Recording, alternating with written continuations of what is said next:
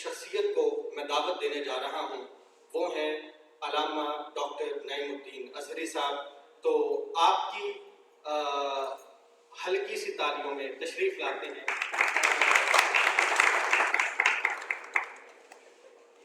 بسم اللہ الرحمن الرحیم،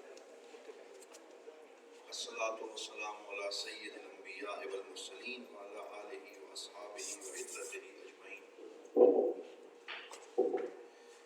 معزز و محتشم جناب محترم حضرت پیر ڈاکٹر ابوالحسن محمد شاہ صاحب الازہری زیدہ مجدہ، head of the department Islamic and Arabic, Al-Karam international institute Dera Sharif, محترم المقام جناب Chaudhry Muhammad Aslam Kamboh Sahib, vice chancellor Al-Karam international institute, محترم علامہ شوکت علی چشتی صاحب، سینئر مدرس مرکزی دارالعلوم محمدیہ غوثیہ ڈیرہ شریف، لیکچرر الکرم انٹرنیشنل انسٹیٹیوٹ، محترم جناب سعید زبیر صاحب، deputy registrar Al-Karam international institute, اور جملہ لیکچررز اور سامعین اور سامعات، میرے لیے یہ بڑی سعادت ہے کہ آج جو پہلا سیمینار الکرم انٹرنیشنل انسٹیٹیوٹ کے زیر اہتمام فکر اقبال پر انعقاد پذیر ہے، اس میں چند گزارشات پیش کرنے کی سعادت حاصل ہو رہی ہے۔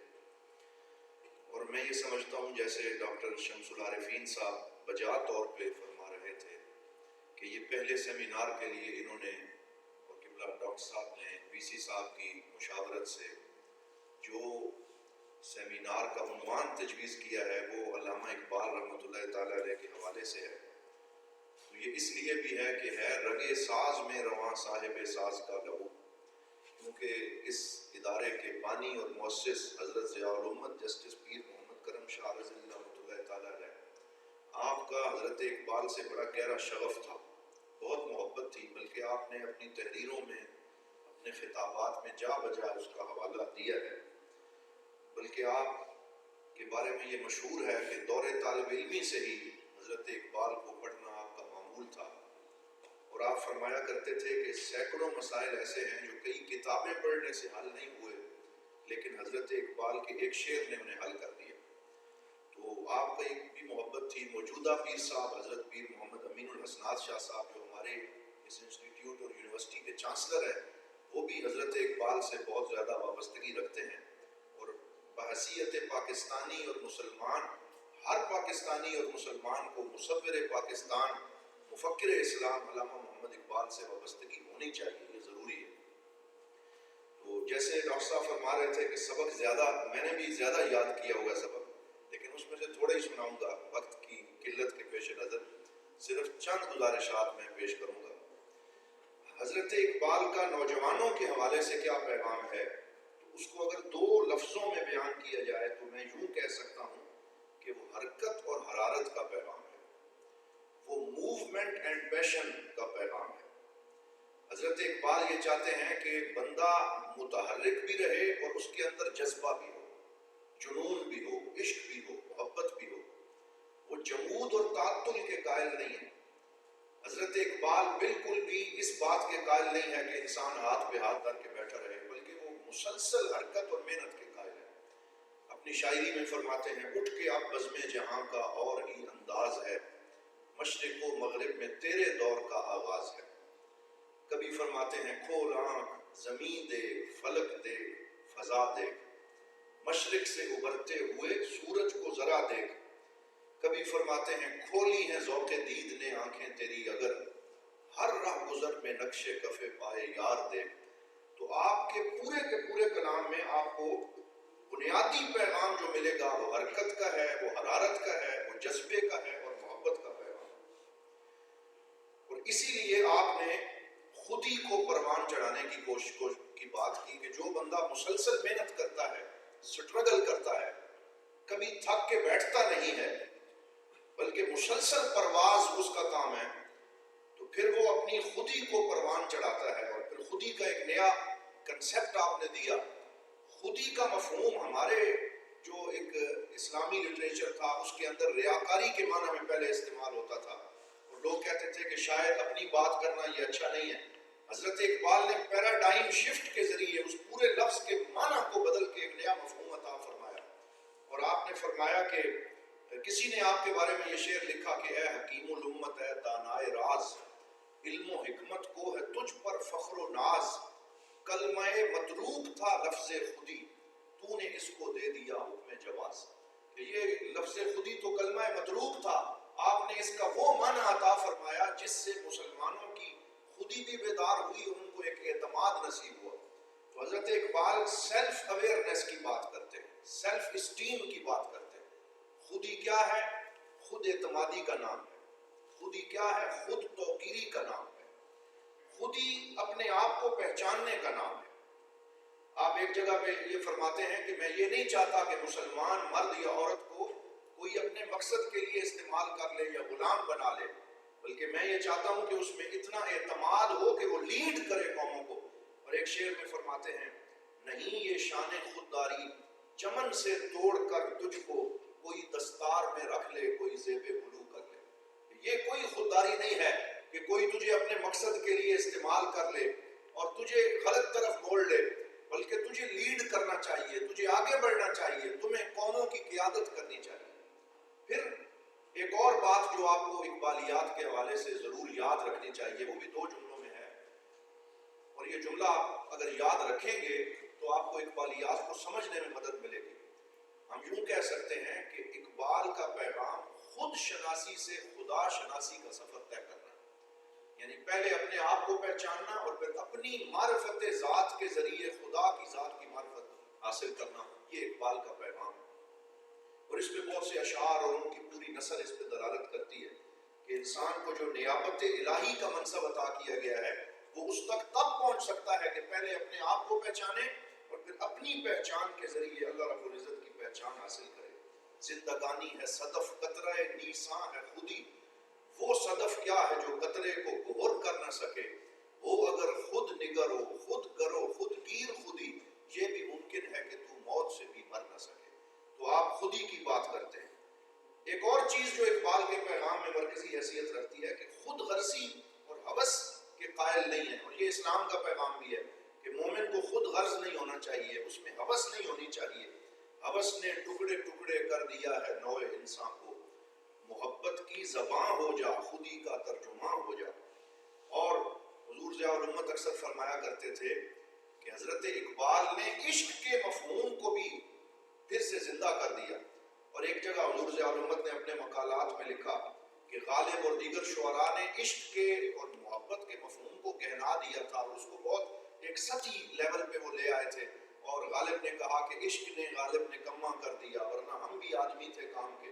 تو حضرت اقبال نے کہا کہ عشق انسان کو نکما نہیں کرتا، بلکہ اللہ اور اس کے رسول صلی اللہ علیہ وسلم کا عشق تو نکموں کو بھی کام والا بنا دیتا ہے اور ان کو بھی بلندی عطا کرتا ہے. تو حضرت اقبال نے ان سارے مفاہیم کو گویا کہ پھر سے ان کا بانک پن اور ان کا جوبن عطا کیا. شاہین کی ایک اصطلاح آپ نے جو ہے اس کو اپنی شاعری میں استعمال کیا ہے، اور حضور ضیاء الامت اتنے علامہ اقبال سے متاثر تھے کہ آپ کو پتہ ہے کہ جو ہمارے ادارے میرا شریف سے پڑھ کے نکلتے ہیں، مثلا جو بٹراسی کالج سے نکلتا ہے اسے بٹراسین کہتے ہیں، اور اسی طرح ہر کالج نے اپنے اپنے نام رکھے ہیں. کوئی پنجابین ہے اور کوئی جو ہے وہ اپنے ہر یونیورسٹی کے ساتھ اس کا نام آتا ہے. لیکن پیر صاحب فرماتے تھے کہ جو میرے دارالعلوم سے پڑھ کے نکلے گا اس کا نام ہوگا دارالعلوم محمدیہ غوثیہ کا شاہین. تو یہ لقب بھی آپ نے حضرت علامہ اقبال کے اسی لفظ سے حاصل کیا. اور کیوں اقبال نے شاہین کو بندہ مومن کی صفت قرار دیا؟ آپ نے کہا کہ شاہین میں کچھ ایسی صفات ہوتی ہیں کہ ایک تو اس کی پرواز بلند ہوتی ہے، اور شاہین مردار نہیں کھاتا، وہ کسی کا مارا ہوا نہیں کھاتا، خود شکار کرتا ہے، اور اس کی پرواز بڑی تیز بھی ہوتی ہے، وہ بلند جگہ پہ رہتا ہے، اس کی نگاہ بلند ہوتی ہے. تو اسی طرح مومن کے اندر بھی یہ ساری صفات ہونی چاہیے. تو آپ نے شاہین کے لفظ کو بندہ مومن کے لیے ایک سمبل کے طور پہ استعمال کیا. شاہین کبھی پرواز سے تھک کر نہیں گرتا، پر دم ہے اگر تو نہیں خطرہ افتاد. اور وہ ایک اور جگہ پہ فرمایا کہ نہیں تیرا نشیمن قصر سلطانی کے گنبد پر، تو شاہی ہے بسیرا کر پہاڑوں کی چٹانوں پر. تو یہ اس کا مطلب نہیں ہے کہ ہم پہاڑوں پہ جا کے بیٹھ جائیں، بلکہ اس کا مفہوم یہ ہے کہ آپ اپنی پرواز بلند رکھیں، اعلیٰ مناصب تک پہنچیں، اتنی محنت کریں کہ جہاں بھی آپ رہیں اس معاشرے میں قیادت آپ کا حصہ بنے اور آپ کے سر پہ تاج رکھا جائے، آپ کو عزت دی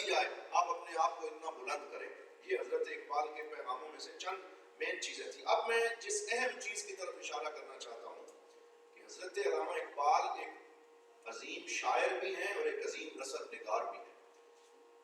جب عالمی ادب کی بات آتی ہے تو جہاں بڑے بڑے پوئٹس کا نام آتا ہے, شعراء کا نام آتا ہے, وہیں پہ جہاں مثنوی مولانا روم کو ہم عالمی ادب میں مقابلے کے طور پہ پیش کرتے ہیں اور یورپ کے مفکرین کا سر بھی مولانا جلال الدین رومی کے سامنے جھک جاتا ہے, اسی طرح ہم حضرت اقبال کے جاوید نامہ جو فارسی کی مثنوی ہے اس کو مولانا روم کی طرح ہی عالمی ادب کے مقابلے میں پیش کرتے ہیں. اور پچھلے 2 سال پہلے پورے عالمی لیول پہ 1 سال انہوں نے مولانا رومی کے نام ڈیڈیکیٹ کیا اور 1 سال علامہ اقبال کے نام ڈیڈیکیٹ کیا. مجھے ایک دفعہ جرمنی جانے کا اتفاق ہوا تو وہاں پہ ایک سٹی ہے ہائیڈلبرگ, وہاں 2 ہفتے کے لیے ہمارا کورس تھا اور میں وہاں پہ رہا. تو میں نے وہ اسٹریٹ دیکھی جہاں حضرت اقبال رہتے تھے اور جہاں پہ آپ نے کافی نظمیں بھی لکھی اور اپنی تعلیم کے سلسلے میں آپ وہاں گئے تھے. تو آج بھی ان کو اس اسٹریٹ کا نام حضرت اقبال کے نام سے موسوم ہے. واشنگٹن کی بڑی بڑی امریکہ کی یونیورسٹیوں میں حضرت اقبال کے نام کی چیئر قائم ہے. یعنی مغرب ہو, یورپ ہو, امریکہ ہو, سب کا سر ادب سے ان کے سامنے جھکا ہوا ہے اور انہوں نے پاکستان کی پہچان پوری دنیا کے اندر کروائی ہے. تو آپ کا جو کلام ہے اس میں اردو کلام کے اندر آپ جانتے ہیں کہ بانگ درا ہے, بال جبرائیل ہے, ضرب کلیم ہے, ارمغان حجاز ہے, اور یہ چاروں کتابیں کمپائل ہو کے کلیات اردو بناتی. اسی طرح پھر کلیات فارسی کے اندر اسرار خودی ہے, رموز بے خودی ہے, پیام مشرق ہے, زبور عجم ہے, جاوید نامہ ہے, مثنوی مسافر ہے اور پسچے باعث کرد ہے اقوام شرق. تو میں اپنے جو انسٹیٹیوٹ کے اسلامک انگلش اور جو عربک کے جتنے طلباء اور طالبات ہیں, میں ان سے آج یہ کہنا چاہوں گا کہ صرف اس سیمینار تک بات محدود نہ رہے بلکہ آپ اپنے اس کلاسز کے ساتھ ساتھ اقبال کے کلام کو اردو اور فارسی میں پڑھیں اور ڈیٹیل اسٹڈی کریں اور ان کو اپنے مطالعے میں ساتھ رکھیں. یہ ساری زندگی انشاءاللہ آپ کے کام آئے گا. آخر میں آپ کی نثر کے حوالے سے ایک اشارہ کرنا چاہوں گا کہ آپ نے 3 مشہور کتابیں لکھی ہیں جو شاعری نہیں ہے بلکہ آپ کی نثر ہے. اس میں سب سے پہلی کتاب کا نام ہے علم الاقتصاد اور دوسری کتاب کا نام ہے the emergence of metaphysics in Persian, یعنی فارسی میں ماوراء الطبیعیات کا ارتقاء. یہ آپ کی مشہور کتاب, یہ آپ کا ایم فل کا تھیسس تھا. پھر اس کے بعد آپ نے جو اپنے خطبات دیے وہ مشہور ہیں اور ان کا نام ہے the reconstruction of religious thoughts in Islam. تو یہ جو آپ کا مقالہ ہے جس کو کتابی شکل میں شائع کیا گیا, اس میں کل 7 خطبات ہیں اور اقبال نے جو کہنا تھا وہ ریکنسٹرکشن میں کہہ دیا اور اپنی فکر کا نچوڑ اس میں پیش کر دیا. اور اس کتاب کا لیول یہ ہے کہ بڑے بڑے پروفیسر اس کے 3 صفحے پڑھنے کے بعد سر پکڑ کے بیٹھ جاتے ہیں. یعنی اتنا رچ لیول ہے, اتنی فلسفی ہے, ورلڈ ویوز اس کتاب میں انہوں نے پیش کیا ہے. تو میں یہ بھی عرض کروں گا کہ مستقبل میں ہمیں اپنے انسٹیٹیوٹ کے اوپر لیکچرز کی ایک ایسی سیریز جاری کرنی چاہیے جس میں دا ریکنسٹرکشن آف ریلیجیس تھاٹ کے 7 خطبوں کو اس کی تحلیل اور اس کا انالیسس پیش کیا جائے اور اس میں ہم ماہرین کو بلائیں اور ایک خطبے کے اوپر لیکچرز کروائیں اور وہ لیکچر سیریز ریکارڈ کروائی جائے اور اس سے ہمارے طلباء اور طالبات سیکھ سکیں. اب میں آپ کے سامنے اسی یہ جو نثر ہے اس میں سے دا ریکنسٹرکشن آف ریلیجیس تھاٹ جو ہے اس کا ایک خلاصہ عرض کرنے لگا ہوں بالکل اختصار کے ساتھ. یہ جو کتاب ہے یہ 1930 میں مدراس میں حضرت اقبال نے اپنے خطبات پیش کیے تھے اور پھر ان کو آپ نے شائع کیا. علامہ نذیر امبالوی اور علامہ وحید عشرت نے اس کا اردو ترجمہ کیا اور پروفیسر شریف پنجاہی نے پنجابی میں بھی اس کا ترجمہ کیا. یعنی اتنی انہوں نے محنت کی کہ پنجابی میں بھی جن کو اردو میں ترجمہ کرنا مشکل ہے انہوں نے پنجابی میں بھی اس کا ترجمہ کر دیا.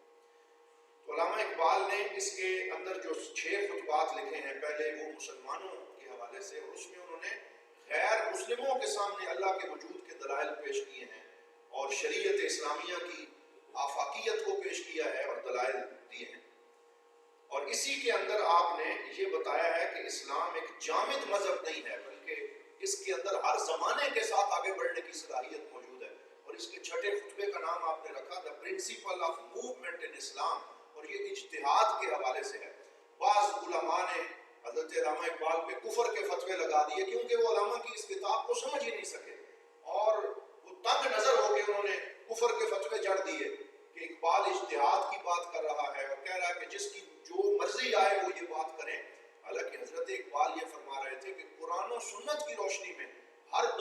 علماء کو بیٹھنا چاہیے اور جتنے نئے مسائل سامنے آتے ہیں ان کا حل قوم کے سامنے پیش کرنا چاہیے. قوم کہیں سٹک نہ ہو جائے, ان کے سامنے زندگی کا دروازہ بند نہ ہو جائے, بلکہ جتنے نئے نئے مسائل سامنے آتے ہیں ان پہ حل پیش کرنا چاہیے, سامنے اس کے مسائل کے اوپر ان کو اپنی آراء دینی چاہیے. لیکن یہ بات میں یہاں ساتھ ضرور کہوں گا کہ حضرت اقبال نے مطلق العنان اجتہاد کی بات نہیں کی کہ جس کا جی چاہے وہ اجتہاد کے ممبر پہ آ کے بیٹھ جائے اور کہے جی میں مجتہد ہوں اور اس لیے میں اجتہاد کر رہا ہوں. بلکہ حضرت اقبال فرماتے ہیں کہ ز اجتہاد عالمان کم نظر اقتدا بر رفتگاں محفوظ تر, کہ کم نظر علماء کے اجتہاد پر عمل کرنے کے بجائے جو بزرگ گزر چکے ہیں ان کی اقتدا کرنا بہتر ہے. یعنی اگر کسی کے اندر اجتہاد کی شرائط پائی جائیں پھر اسے اجتہاد کرنا چاہیے, ہر بندے کو اجتہاد کی اجازت نہیں. اسی وجہ سے حضرت اقبال نے کولیکٹیو اجتہاد کی بات کی کہ ایک اجتماعی اجتہاد ہونا چاہیے, اسکالرز کی ایک ٹیم بیٹھے. اور اقبال فرماتے ہیں کہ اجتماعی شعور کبھی غلطی نہیں کرتا, انفرادی طور پہ بندہ غلطی کر جاتا ہے, لیکن جب کوئی اجتماعی شعور اور قوم کے دماغ اور علماء مل کے بیٹھتے ہیں ید اللہ علی الجماع, تو جماعت پہ اللہ کا ہاتھ ہوتا ہے. اس وجہ سے کولیکٹیو اجتہاد ہوتے رہنا چاہیے, اجتہاد کا دروازہ بند نہیں ہونا چاہیے. ہر زمانے کے علماء کو اپنے زمانے کے مسائل کا حل پیش کرتے رہنا چاہیے, ورنہ پھر لوگ کہتے ہیں جی دین اتنے پرانے زمانوں کی بات کرتا ہے اور زمانہ کتنا آگے نکل گیا. میں یہ سمجھتا ہوں کہ اس میں بہت سے علماء ایسے ہیں, اور بالخصوص جامعہ الازہر مصر نے حضرت اقبال نے ان کو خط بھی لکھا تھا, انہوں نے کولیکٹیو اجتہاد کا سلسلہ کل بھی جاری رکھا تھا, آج بھی جاری رکھا ہوا ہے. یورپ سے جو بھی نیا مسئلہ سامنے آتا ہے, پیچھے یہ بٹ کوائن کا مسئلہ آیا, اس کے علاوہ یہ نئے نئے اقتصادی مسائل سامنے آتے رہے, تو جامعہ الازہر کچھ دنیا کے ادارے ایسے ہیں, کویت میں ہیں اور اسی طرح انڈیا اور پاکستان میں ہیں, کہ جنہوں نے اپنی اجتہادی آراء پیش کی, اور اقبال کہتے ہیں کہ اس سلسلے کو جاری رہنا چاہیے. 7ویں خطبے میں آپ نے اس کا عنوان رکھا از ریلیجن پاسبل. یہ 7واں خطبہ وہ ہے, میں اپنے طلباء سے یہ کہوں گا کہ آج کے دور میں یہ جو ایتھیزم پروموٹ ہو رہا ہے اور الحاد پروموٹ ہو رہا ہے, اور بڑے بڑے سوشل میڈیا پہ پیجز بن رہے ہیں, اور لوگ پاکستان کے لوگ تحریت کی طرف جا رہے ہیں, دین کو چھوڑتے چلے جا رہے ہیں. تو علامہ اقبال رحمۃ اللہ تعالیٰ علیہ نے 7واں خطبہ ریکنسٹرکشن کے اندر جو لکھا, اس میں ایتھیسٹ جو لوگ ہیں ان کو جواب دیا, اور انہیں بتایا کہ اللہ تعالیٰ کے وجود کے دلائل کیا ہیں. اور پھر آپ اس میں یہ فرماتے ہیں کہ حقیقت تک پہنچنے کے 2 راستے ہیں, اور انگلش میں آپ اسے فرماتے ہیں دا الٹیمیٹ ریئلٹی, کہ جو اللہ کا وجود ہے, جو اللہ کی ذات ہے, اس تک پہنچنے کے 2 راستے ہیں. ایک راستہ سائنس, فلسفہ اور علم کا ہے, اور دوسرا راستہ مذہب کا ہے. اور اقبال فرماتے ہیں کہ علم اور سائنس آدھے راستے تک جا کے رک جاتی ہے, اور ان کو آخر تک پہنچنے کی قوت نہیں ہے, جبکہ مذہب اور تصوف اور روحانیت کے ساتھ جو مذہب کی تعلیمات ہیں ان کے اندر اللہ رب العزت نے یہ صلاحیت رکھتی ہے کہ وہ الٹیمیٹ ریئلٹی تک بندے کو پہنچا سکتی ہے. عقل گو آستان سے دور نہیں, اس کی قسمت میں پر حضور نہیں, دل بینا بھی کر خدا سے طلب, آنکھ کا نور دل کا نور نہیں. تو اقبال نے the reconstruction of religious thought کے 7ویں خطبے میں وہ دلائل پیش کیے ہیں کہ اگر آج بھی ہم ان کا صحیح مطالعہ کر لیں تو میں, آپ, ہم سب جو ملحدین ہیں ان کا منہ بند کر سکتے ہیں, ان کو جواب دے سکتے ہیں. اللہ کے وجود پہ ایسے سائنسی دلائل بھی ہم پیش کر سکتے ہیں. آپ نے کوانٹم تھیوری کی اس میں بات کی ہے, آپ نے آئنسٹائن کی بات کی ہے, اور آپ فرماتے ہیں کہ آئنسٹائن کا ایک جو ہے وہ تھیوری آف ریلیٹیوٹی ہے, یعنی جسے نظریہ اضافیت کہا جاتا ہے, اس کی روشنی میں اللہ کے وجود پہ اور دین کے اوپر آپ نے اس میں دلائل پیش کیے. تو یہ ایک بڑی طویل گفتگو ہے, میں نہیں چاہتا کہ میں اس میں زیادہ طویل باتیں کرتا رہوں. آج مقصد صرف یہ تھا کہ حضرت اقبال سے محبت کا اظہار کیا جائے, اور حضرت اقبال رحمۃ اللہ تعالیٰ علیہ کی فکر کو سلام پیش کیا جائے, اور ایک عزم کا اظہار کیا جائے کہ بعض نام نہاد مفکرین ہماری سکرینز پہ آ کے یہ کہہ رہے ہوتے ہیں کہ اقبال کون سی چیز تھا, اور اقبال کو تم نے بہت بڑا مفکر بنا دیا, اور وہ تو بڑے عجیب عجیب ہم الفاظ ان سے سنتے ہیں. تو ہم لوگ ان سے کہتے ہیں بھائی آپ کا مبلغ علم کیا ہے, آپ نے قوم کو کیا دیا؟ اقبال نے تو ریکنسٹرکشن کا تحفہ دیا ہے, اقبال نے کتابیں لکھی ہیں, اپنے کلام سے لوگوں کے اندر نئی روح بیدار کی ہے. جو مغربی فکر کے دل دادا لوگ ہیں جنہیں آج بھی اپنے آپ کو مسلمان بتانے میں بڑا شیم محسوس ہوتا ہے، وہ لوگ جو ہیں وہ اس بات سے پریشانی محسوس کرتے ہیں. ورنہ حضرت اقبال کو پڑھ کے بندے کو اپنے اسلام پہ فخر محسوس ہوتا ہے، اور حضور نبی رحمت صلی اللہ علیہ وسلم کی ساتھ انسان کی محبت کے اندر مزید اضافہ ہوتا ہے. تو میں نے آج انتہائی اختصار کے ساتھ چند باتیں جو میں عرض کر سکا وہ کر دی ہیں. اللہ رب العزت ہم سب کو حضرت اقبال کے اس کلام کو سمجھ کر اس پہ عمل کرنے کی توفیق عطا فرمائے. والسلام علیکم.